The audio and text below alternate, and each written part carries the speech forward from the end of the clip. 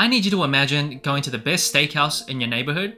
So you pull up to the restaurant, you get seated, you order the best steak on the menu, and of course you say yes to the fries on the side, and you wait, and when it comes out, you see 70% of your dish made up of fries. And you're like, what's going on? The fries are the side. The main is the steak. Why did they switch it around? So you rightfully get annoyed because even though fries are universally beloved and it's a fact that they are delicious, that's not what you ordered. Fries are the complement around at the meal. The main dish, the thing you get excited for, is that juicy steak. Now the reason why I'm saying this is because when the Jordan 1 High white cement elephant print came out, that's exactly the same feeling I had about the shoe. I thought there was too much elephant print on the shoe.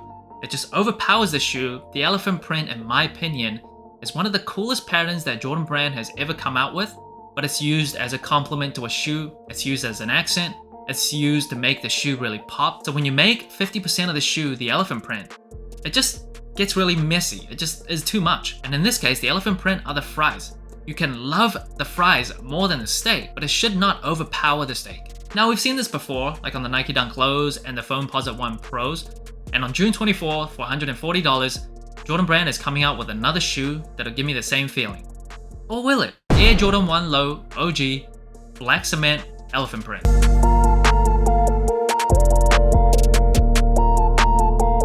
Now despite that little rant in the intro of the video, I got this shoe in hand because I wanted to see in person if I would dislike it as much as I disliked it when I saw images.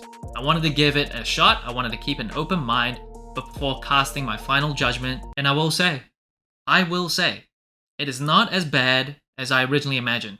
I can actually see myself wearing this shoe. Doesn't mean I love this shoe, it's just better than I originally thought. It's not as messy, it's not as overpowering, doesn't give me that same kind of instinctual grossness that I felt when I first saw images. It's not too bad. But do I like it? Do I love it? Will it be a regular in my rotation?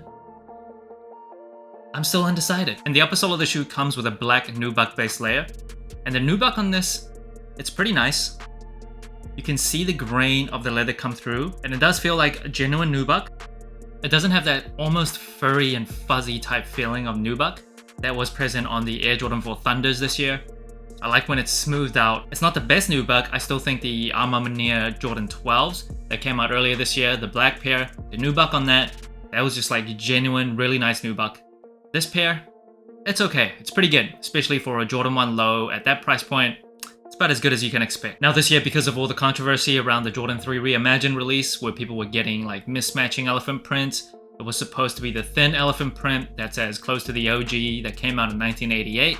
However, a lot of people didn't get that, myself included, but at least my left and right shoe, the print, they match. And the elephant print on this shoe, it's actually pretty nice. It's not that super dark elephant print that you see on a lot of Jordan 3s in 2023. Like a modern day 2023 Jordan 3 release, a general release, a lot of times they go with like a thick and dark elephant print that just makes it look too messy. And on this shoe, if they went with that, might as well be like a black shoe. So for comparison's sake, here is the Jordan 3 Fire Red directly from Nike.com. And you can see on the Fire Red, the elephant print on that shoe, it's darker, it's thicker than the elephant print on this shoe. And also the left and right shoe, at least the thickness and boldness matches. You're never gonna get exactly the same pattern, like exactly the same strokes. That's just not how shoemaking works. But at least when it matches in terms of the overall aesthetic, that's always a bonus. Now this is a Jordan 1 Low OG. A lot of general release Jordan 1 Lows are non-OGs nowadays. So compare the two, there are a few differences. Compare that to the Jordan 1 Low Ice Blue, which is a women's exclusive, but it is the only non-OG Jordan 1 Low that I have left. So you see the tongue, the shape of the tongue is slightly different. So on the non-OG version, it's longer, it's elongated, it sticks way out. It's too much tongue in my opinion. And you also see the Jumpman on the tongue instead of the Nike Air branding. And on the booty of the shoe, on the non-OG version, the Wings logo is actually on the heel counter. So below the OG version where it's actually just on the heel.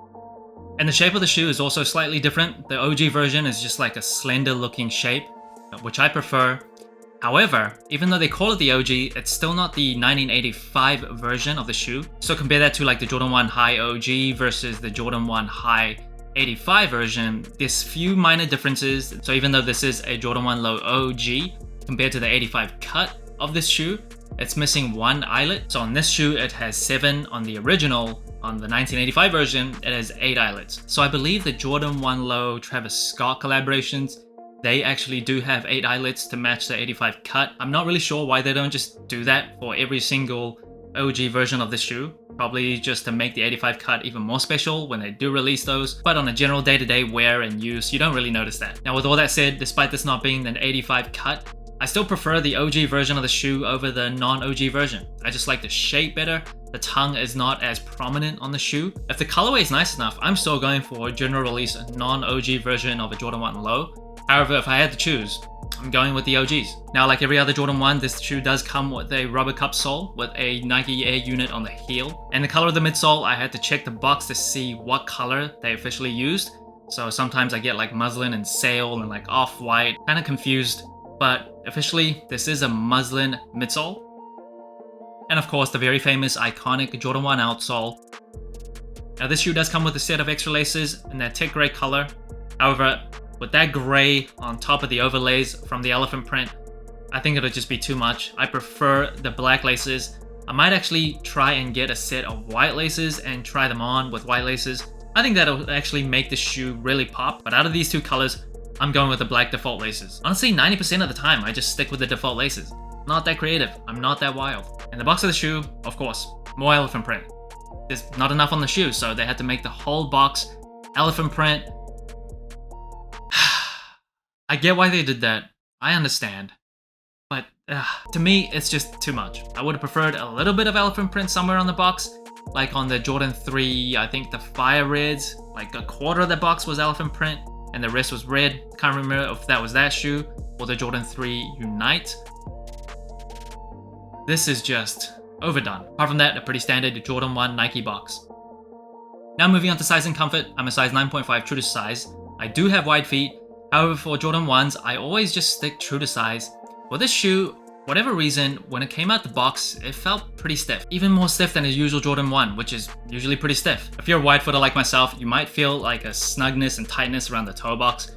However, I do recommend just sticking it out and break the shoe in. I've gone up half a size in Jordan 1 lows before, and even though width-wise it fits pretty perfect, it fits pretty well, the extra room and the slender shape of the shoe just is kind of too much when you go up half a size.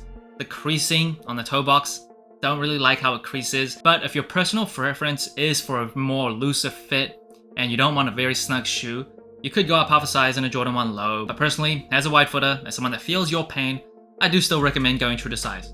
Comfort-wise, it is a Jordan 1. There's not much to say. There's a Nike Air unit on the heel. The insoles are generic and cheap. It's a very, very flat-feeling shoe. If you like that, that's totally fine.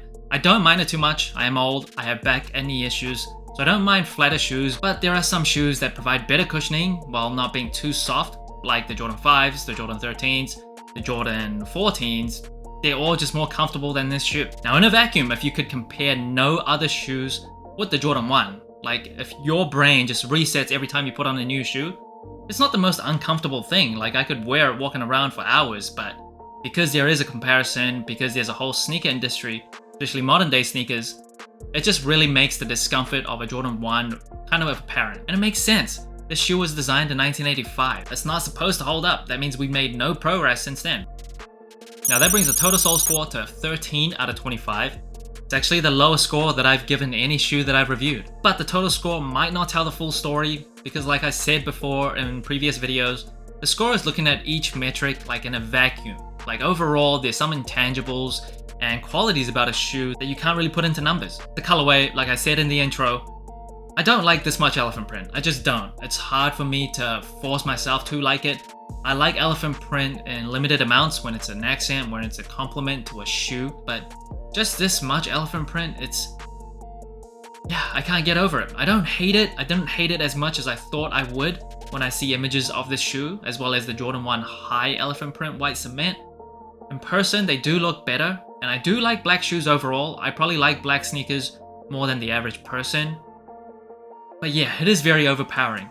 Now material-wise, the nubuck is nice, it's decent. Not the best nubuck. The elephant print itself is actually pretty nice. I like the lighter use where it's not so dark, so I do have to give them some credit for that. Comfort-wise, not much to say. Jordan 1 low. Again, in a vacuum, if you could not compare any other shoe that you've ever put on feet with this shoe, yeah, it'll work. It works fine, but because comparisons exist, it's just not a very comfortable shoe. Versatility wise, the Jordan 1 Low is one of the most versatile silhouettes. Versatility of this colorway, put aside my dislike of so much use of elephant print, it's pretty much a white, black, and gray shoe that goes with a ton of clothing, a ton of outfits. So versatility, I think it holds up. Storytelling wise, it's just a general release. There's not a story to tell. They're just taking a very famous pattern and just dumping it on a shoe. That's it. Now I know there are fans of the shoe, but for me personally, I'm just torn. I can't help but feel like this is an elephant print that comes with a shoe. There's just so much of it. I don't dislike it as much as I thought I would. In hand, they're actually kind of nice, but then I look at them for too long and it just takes over my mind. This elephant print is just, it's so much. Now I did keep an open mind. I did get this shoe in hand before casting final judgment. And right now, as of this moment, I still can't decide whether or not I like this shoe. So that's it. Thanks for watching Soul Inclined. Like, subscribe, comment, all that good stuff. Let me know what you think of the Jordan 1 Low Black Cement Elephant Print. And remember, tomorrow may never come, so wear your shoes.